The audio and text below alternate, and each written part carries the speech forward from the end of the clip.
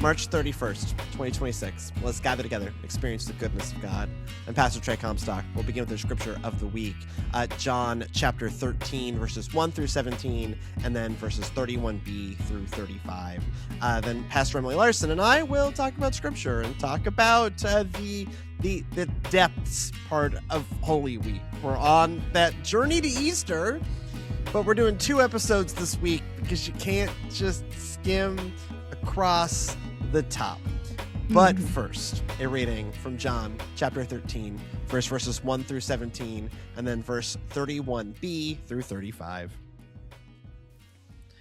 Now, before the festival of the Passover, Jesus knew that his hour had come to depart this world and to go to the Father.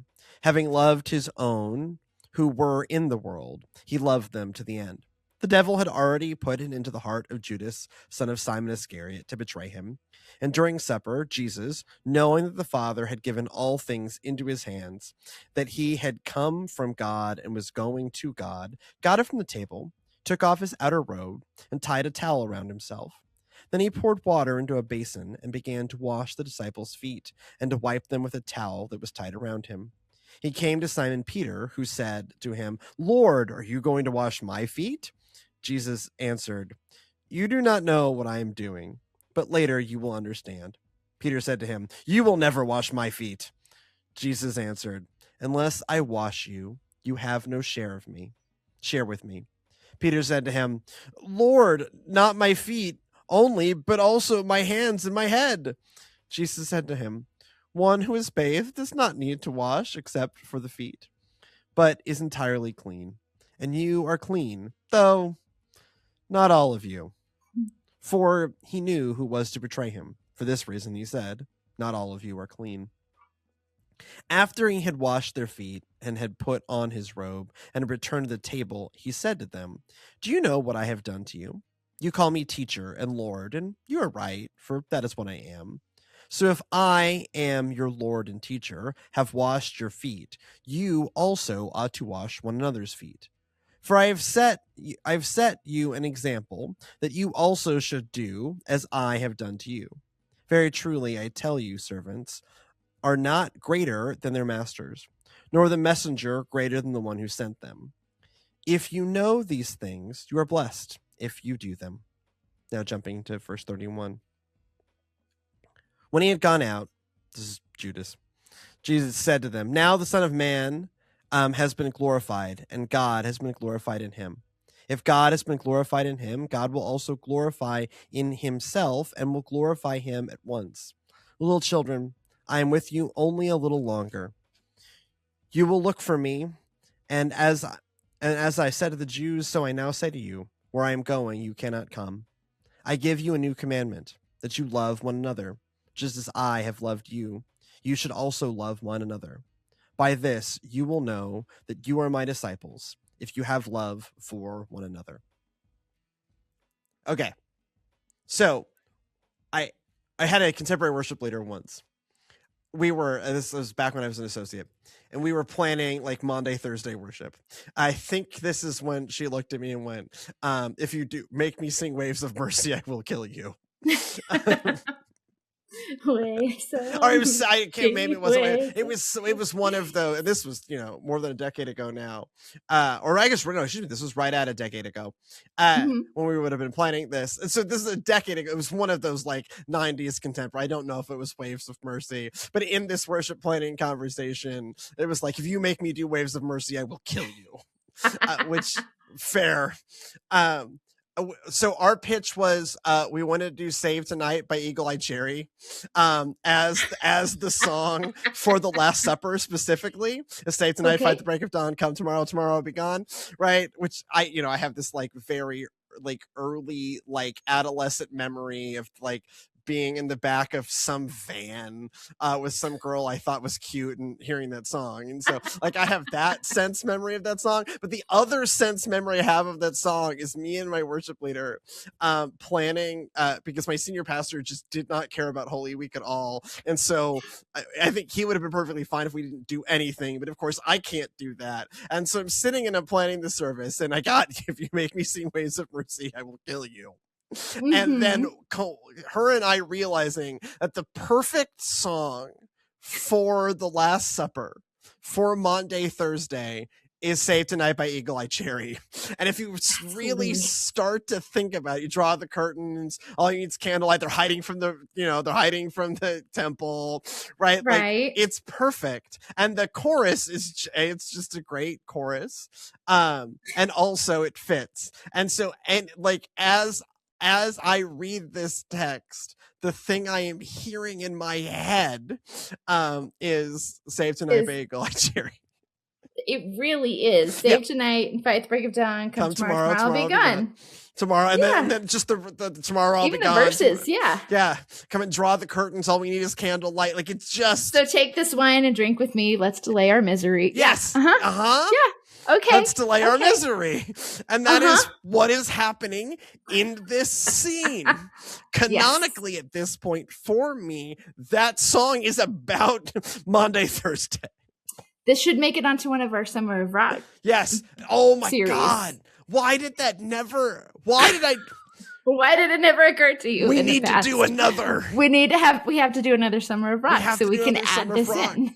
And then it's going to be John 13 paired with Saved Tonight by Eagle Eye Cherry. And I'm like, look, guys, this is in no way like some like deep spiritual whatever. I just think this matches the plot of the Last Supper well enough.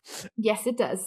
Like, no message, but like, so I went like during like communion, it's me, so we're never doing a foot washing, so whatever, during communion, we didn't do it because we're cowards. We were cowards. We didn't do it. We should have done it this year. Do it this year. It's also one of those it's also one of those times when I had a band who could do it.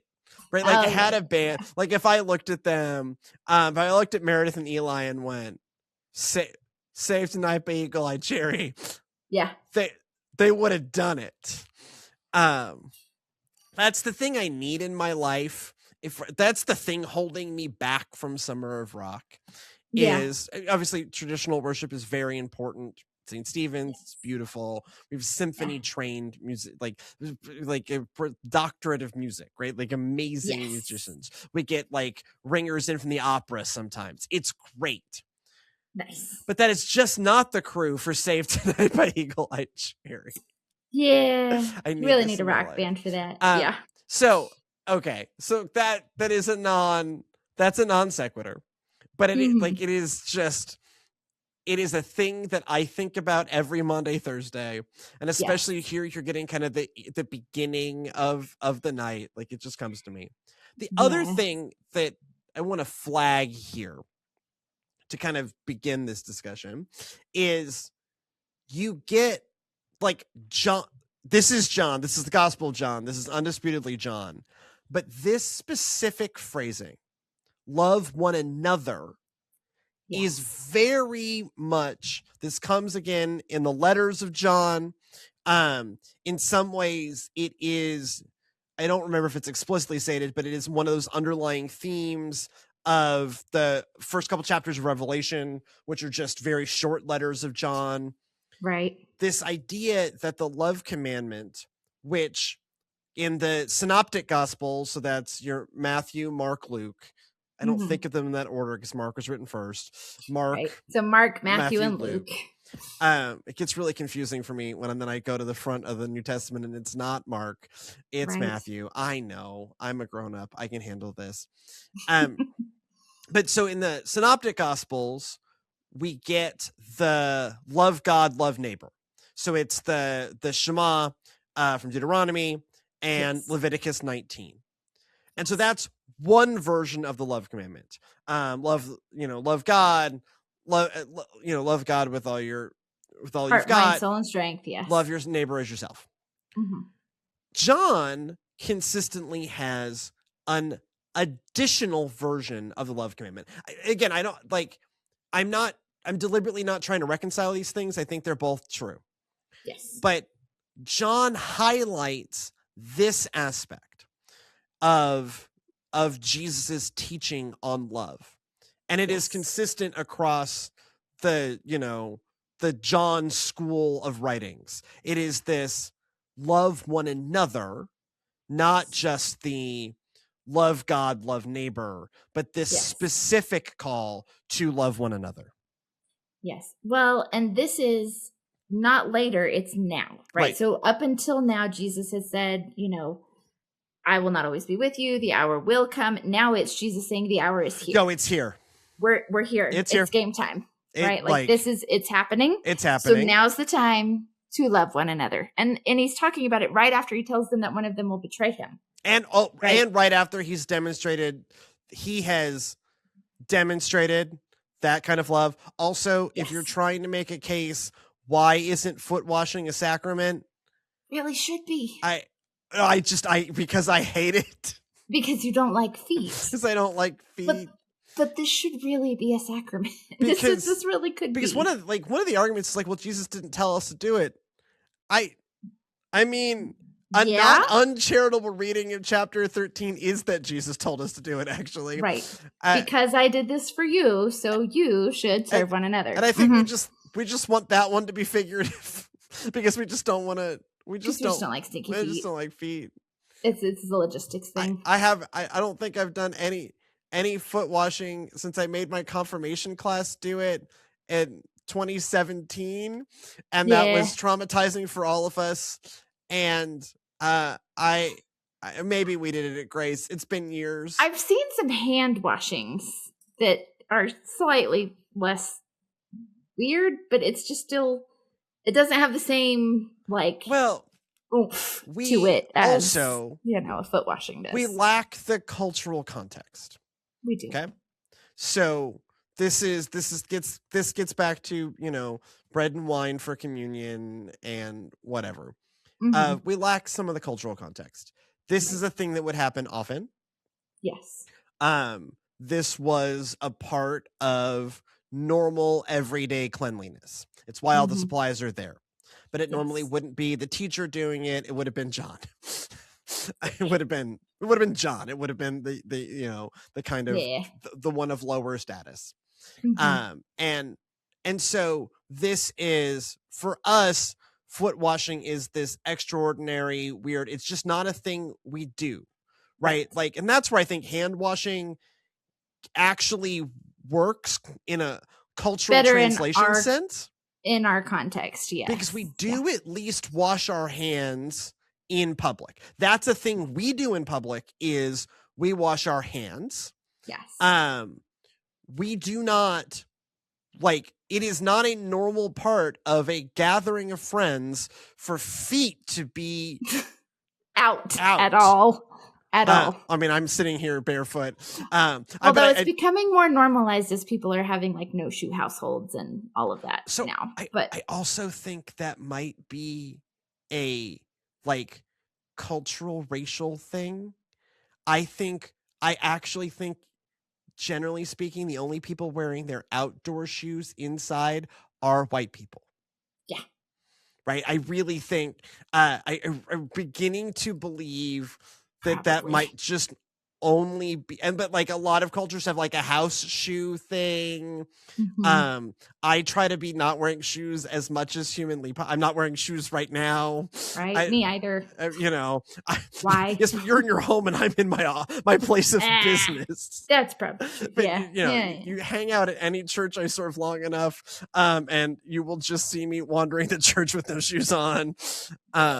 It's fine. But so one of the things I will say of why we have a different relationship with foot washing is just, this is not a thing that happens every day in our culture. It is a thing that, you're wearing sandals in a world of dust. When I lived in, in Kenya, I lived in a world of dust, and I would get back, and if I had been wearing, even if I've been wearing shoes, but especially if I was wearing sandals, I would need to wash my feet. My ritual for ending the day in Kenya was, I have taken off my shoes. I am not leaving the guest house until tomorrow, and then until I had to go do an exorcism, or I got invited to do an exorcism, and Good then times. but I was done for the day, and then anyways, So we lose a little when we do foot washing. It is this, oh my God, this is so weird. And I don't like it. I don't, and it's not even, it's less me not wanting to touch other people. I do not want people to touch my feet. Yeah. I don't. Well, and I wonder if communion would seem weird or baptism would seem that weird to us if we had not continued that as a culture in church for as long as we have, because like I don't drink wine on the regular, like that's not a thing, but also the bread and the juice we do. But also most millennial Americans don't have bread on their table. Right. Like already, now a generation ago, 2 generations ago, yeah, France, you have, you always just, here's the baguette. But this is the bread that's served with the meal, right? But not in here. Kind of modern American millennial households, there is more likelihood that there's wine with dinner than there is bread. That's true. Because bread is the enemy. Yeah. And so already, like, even communion bread, this is just things you eat every day. Right. No. Not necessarily. Not necessarily the thing I eat every day. I do not necessarily eat bread every day. It's not it. So as we are all of these things, baptism is not just washing. If they're like ritual cleansing was part of Judaism. This is kind of reinterpreting ritual cleansing that they would have been very familiar with. We're very familiar with it only because we've just we have an unbroken chain. You're right. Communion was taking the normal elements of the Seder, and the 2 things that in one form or another would have been present at every meal for their entire lives, every darn day. Yep. And foot washing is like, this is just the thing. This is just how we keep the dust out of our house. Right. And Jesus just flipped the script by making it not the servant's job any longer, but the teacher's. Or John. Not John's job. Not John's job. John's he took over the job. He is the fastest in the foot race. He is the only. He will not hesitate to tell you that he is the fastest. According to him, the only disciple that didn't betray Jesus. And you have the disciple whom Jesus loved. And as the youngest, he had to wash everyone's feet. A lot. Yep. Right. Yep. Like, so, keep in mind when he's like, I beat Peter in that foot race, he had to clean those feet. Yep. Yep. So it is like he's flipping the script, and John is highlighting this, this particular, way of looking at the love commandment. Right. Of serving one another, of loving one another. That's something it is important to love more broadly.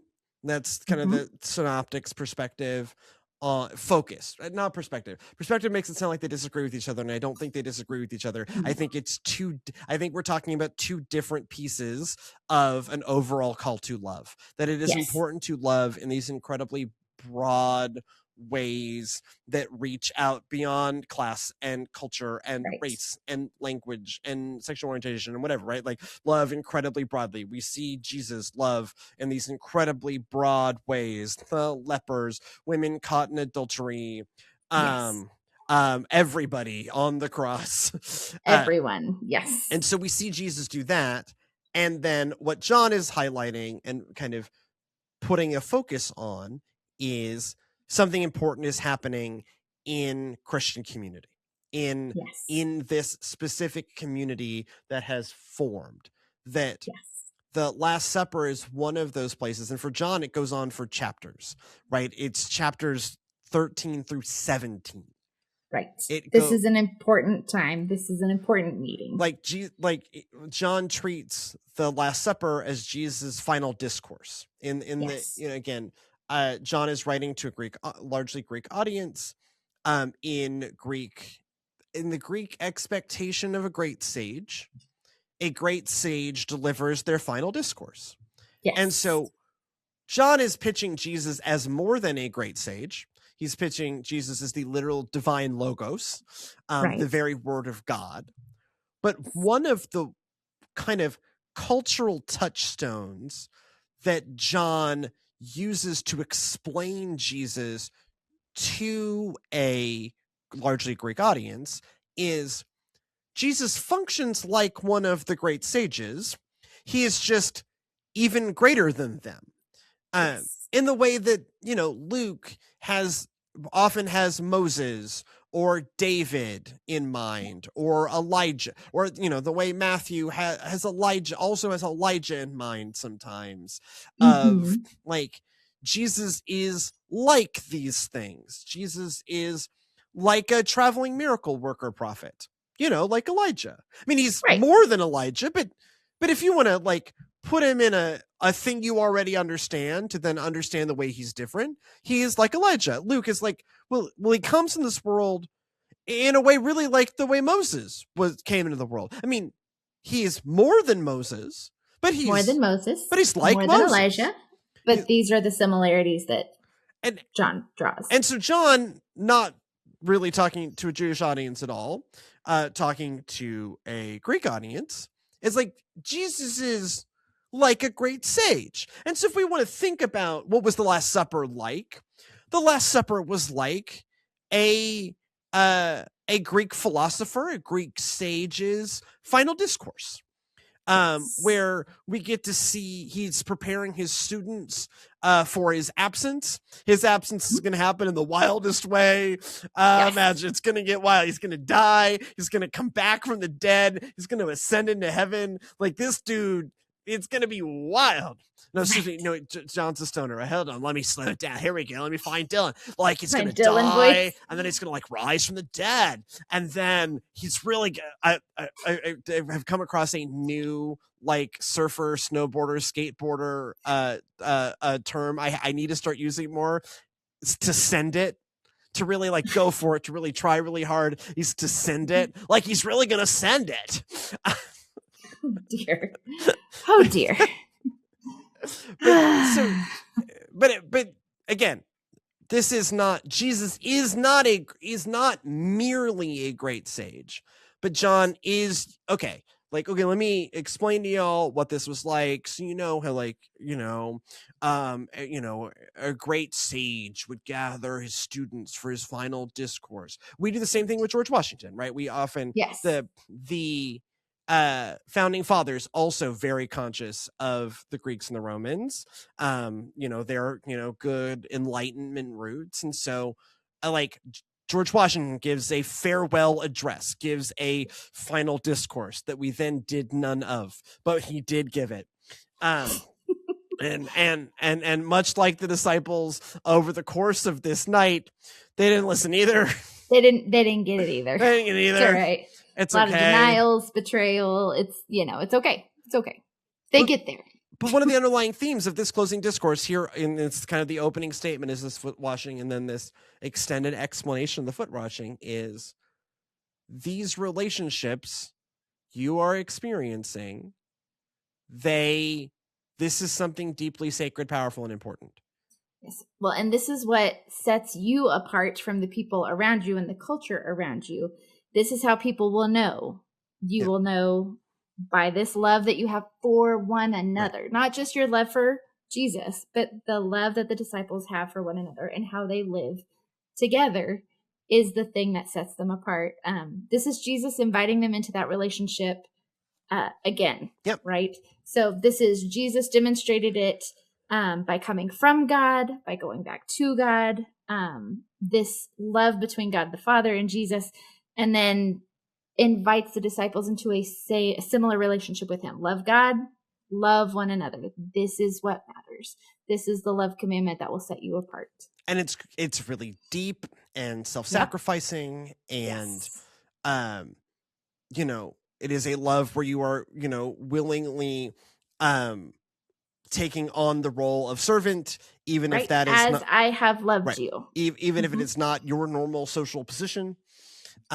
This is, and there is that like little edge of evangelism to this too, of remembering that the church, the what grows into becoming this thing we call church, is meant to be this place where we are very loving and where it is different in here than it is out there. Now, that doesn't mean we shouldn't be out there and just so inward focused, but like, yes, because but that we should be different from what is already out there. Right. Mm-hmm. That like something different and important and special happens here. And that is part of how the world is meant to be cared for. Right. Well, and this is why people who are disenfranchised with the church sometimes look at it and go, well, why is it no different? Well, I mean, back to, you know, to quote my, seminary friend who went on to leave ministry and become an agnostic, looked at me and why aren't they better? Why aren't we better? Why aren't we better? Yeah. Like this is, and what the corollary I will say to that is sometimes they are. Yes. And sometimes they're not. Yes. And that's what's playing out on screen right now. Yes. Jesus washes Judas's feet. Yes. Jesus knows Judas what's about to happen. Betrayed. Yes. Like it's part of what we need to be reminded of here is there are risks in human relationships. Yes. And we are meant to do it anyways. Yes. When we enter in a relationship, we are risking being betrayed. Yep. That in big ways and small ways.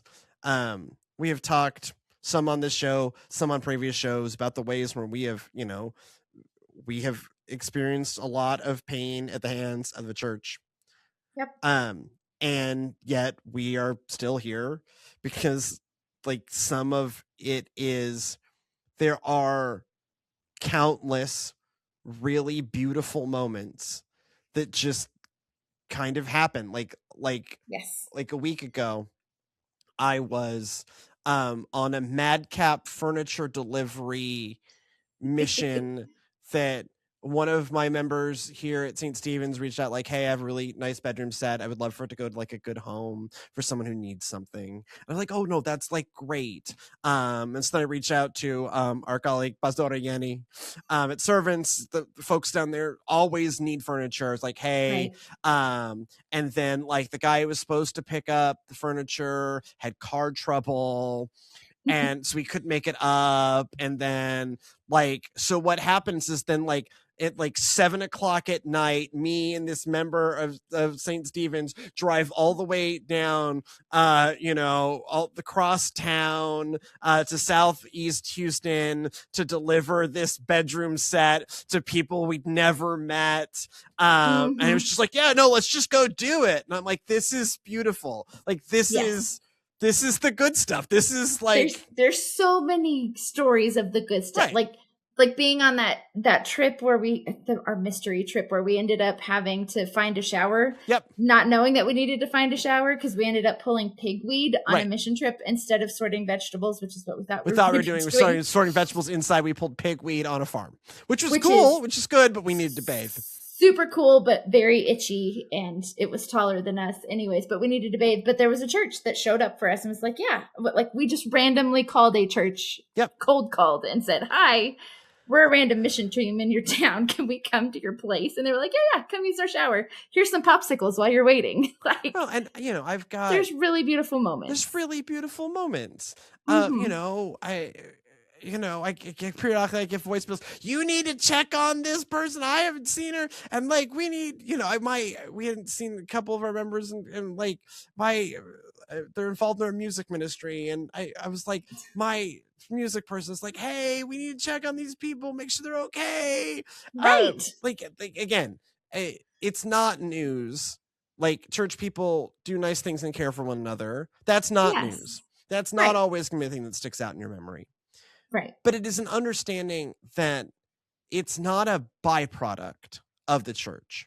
Right. It is one of its core functions in a real sense of like, why do we do this? Yes. Is because we are meant to share this love and experience this love as a core part of what it means to be a follower of Christ. Right. And to be in community together. And this is what John Wesley was all about. Yes. This is why he started classes and bands and got people together. This is why he organized that. We kind of started talking about this last week. And this, the sermon for Maundy Thursday is kind of the sequel to the Palm Sunday sermon. Is like, this seems to be just the thing that drove him his entire adult life. Like, he is at Oxford and in his early days, and he's reading these people, and they're all like, hey, you should take your faith seriously, and you should do it in community.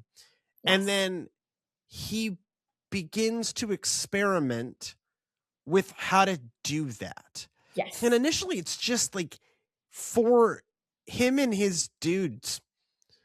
And just like, oh, this was really great in my life. Right.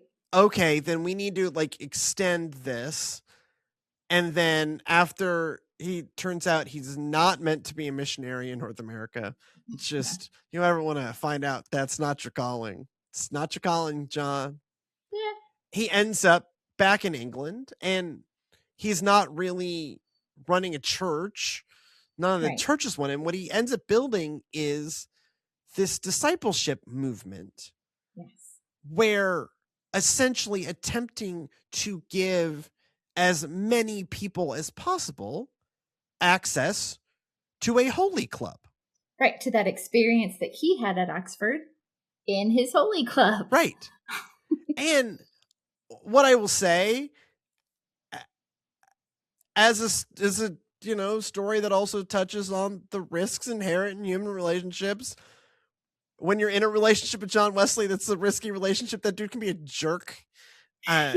He can really, for the people that he should be close. I think for a man that spent so much of his life trying to bring people together, I suspect his existence was kind of lonely. I mean, he has this famously has this major falling out with his brother Charles, and they were brothers. They were also like co-laborers in this. Like, it was a big it's a big deal. And they have this falling out, and eventually they come back together, but it takes like decades. Like, it's just the kind of second half of their lives. They're much separate, and like, he was not particularly close to his spouse. Why he got married at all? But these are the risks. Yep. Because we're all human, right? Because we're all going to mess it up. Because being in relationships with humans is messy, right? Because we are messy people.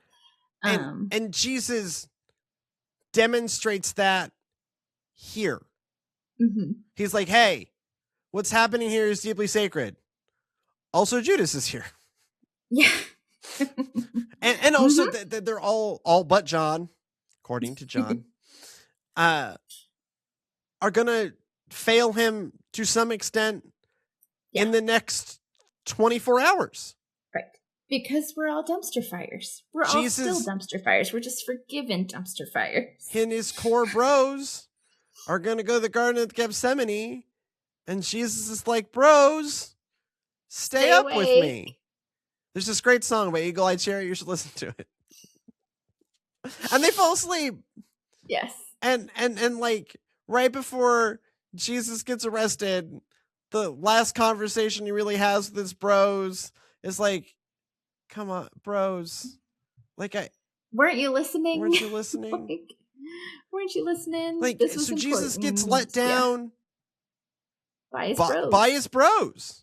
And yet he deliberately gathers a group of bros, deliberately invests in that relationship, and here, as part of his final discourse, is like, this thing you are doing with your bro, this is deeply sacred. This is one of the core things. This is meant to be the hallmark of who we are, that we are a beacon of love, care, and concern, in a world that can often feel unloving, uncaring, and unconcerned. Yes. And that is John Wesley's like driving passion, that like how you grow as a Christian, because that's really what John in particular is focused on, which is less the specific focus here. But one of these things that this love does is help you become who God always meant you to be. Yes. That you need that holy club. You need that accountability. You need that accountability. You need that support. You need that. And that is 100% what we are meant to be. Yes. That you're not meant to do all of this relationship by yourself. You can't. You cannot do relationship with God on your own. I mean, you could, but you can't. But you're not meant to. I am blessed as a Methodist pastor. I am freed from debating what's going to send you to hell. I don't care. No. I don't care.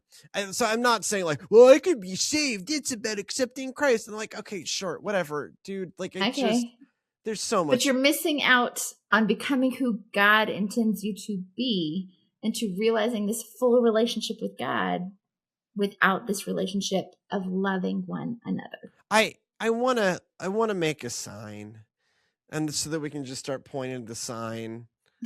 This was never meant to be a purely individualistic religion. Says Jesus. Says Jesus. Right here. Right here in John 13. Like, love one another. This is how people are going to know that you're different, is because you will love one another in community, in relationship. I know it's easy to pick on contemporary worship music, and we have brought this up before, but contemporary well, and I think we even talked about it like last week on the show, because this is the sequel. But I even think of like, Here I Am to Worship. Right. Here myself. That's like, Jesus, I come before you. And like, you're singing this largely with people. But even there, it's like, it's also a song about yams. Here I am to worship. Here I am to bow down. Here I am to say that. Because you've ever heard the, like, everyone trying to be, whatever that is, I guess that's more Crowder than Tomlin. Here I am to worship. Here I am to bow. It's just like, we weren't good at the whole music thing at the time. So, so if you're a worship leader, worship director, worship songwriter, please include more us together as a community worshiping would be great. Here I am to worship. Better yet, just don't make it about the worshipers. Make it about God. Right. Also maybe. Also maybe make it about God. But we 21st, kind of 19th century Christianity on, get really focused on, it's just you and God in this moment. And I'm like, no, actually. So it's us. Us and God. We love one another. We love one another. I mean, we've talked a lot of Wesley. We can always pull Bonhoeffer into this discussion, and with Life Together, right? Yes. It's just also about this. This is my once a quarter ad for you should read Life Together. It's like 90 pages, and it is great. And it is that place where Wesley and Bonhoeffer really do intersect a lot. Both of them are about taking your faith extremely seriously, and both of them are about, and a lot of that happens in community. Now, what they both mean by take your faith seriously is different. Bonhoeffer is much more like, this is going to drive every single decision that you make. And John wouldn't disagree with that. It's just not his focus. And John is much more like, this is how you are going to grow as a Christian. Shades, but like, there's a reason why these are my guys, right? These are guys that fundamentally agree on some stuff. And this is one of those places where they agree too. is it is, and we see it here. We see it modeled here. We see it modeled here when Jesus is giving a farewell address, and we even see the risks in it here. Mm-hmm. And even still, Jesus says, yo, this is incredibly important. This is why you should do this. And I think that a lot of people know that it's incredibly important, but don't necessarily know how to find their people. Yep. Sure. How to find their bros. Like you can see it in the media today, a lot about the loneliness epidemic, a lot about that, but particularly male loneliness, right? Like, you know, a shockingly few adult men have a friend. A singular friend. A singular friend. But that is a problem. This is the solution. Like, this solution. All right, find the solution. We've said this before. The loneliness epidemic is a real indictment of the church. Yes. The existence of a loneliness epidemic, the existence of like profoundly harmful to society forms of male loneliness. In particular, it's not just men, but like there's something particularly like going on with men in this moment about loneliness and about an inability to be vulnerable and whatever. Like that's a real indictment of the church, actually. Yes. That is a real because this is supposed to be the solution. We should feel, but we should feel really convicted by that. Yes. That, like, why don't a lot of men have one friend? Right. Like, why when in reality, they should be in relationship, being discipled and discipling others. Right. Like, yes. God designed a system whereby we were meant to just be a beacon of love and belonging. Yes. And if a lot of people are like, I don't belong and I am unloved, I can like that hurts. Like that should hurt us all. Yeah. Yes. We should experience emotional like pain and empathy. And then when that, in addition to that shouldn't recede, but like when you've processed that, then should come the conviction of, oh, we screwed up. We messed up. We screwed up. Jesus gave a very, very detailed example over 3 years of his life with his disciples of how is this supposed to work. We should know better. Right. We should do better. We should do better. Yep. We should do better about being a point of invitation, right? Like that so few people know how to do this means we messed up. Yep. It just like it. I had a number of conversations over the past week with like church consultants and with a buddy of mine who's working on a grad school, working on a master's degree, specifically researching like ways churches can be better at being those places of belonging. And the number of conversations I've had about the loneliness epidemic in the past week, reminder that it is a powerful and deep societal problem that we were designed to prevent. Yes. And we, not just Methodist Christians, but like Wesleyan Christians in particular. Yes. We should be sitting there and going, less than a generation ago, we were the largest Protestant denomination in the country, in the United States. One of the largest Protestant denominations on the planet. Yes. And yet the fruits of we have been giant since before the Civil War, we're still giant. Yes. There are 5 United Methodist churches within 5 miles of me. I know that's not true for you. Not true in Amarillo, but.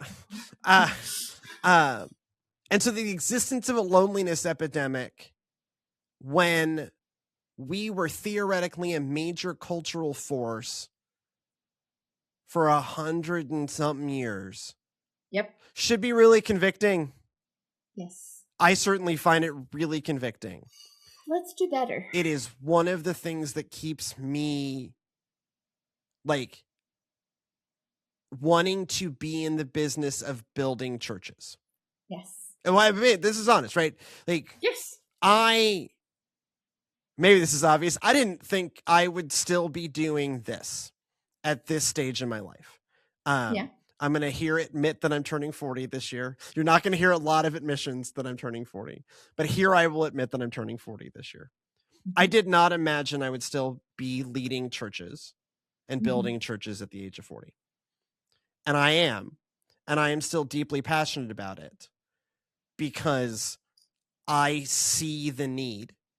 Yes. And I see the ways that we have not met that need. Yes. And I am driven by how do we do this better. Yes. Anyways, if you have thoughts on that, email us, thegoodnessofgodpod@gmail.com. That is thegoodnessofgodpod@gmail.com.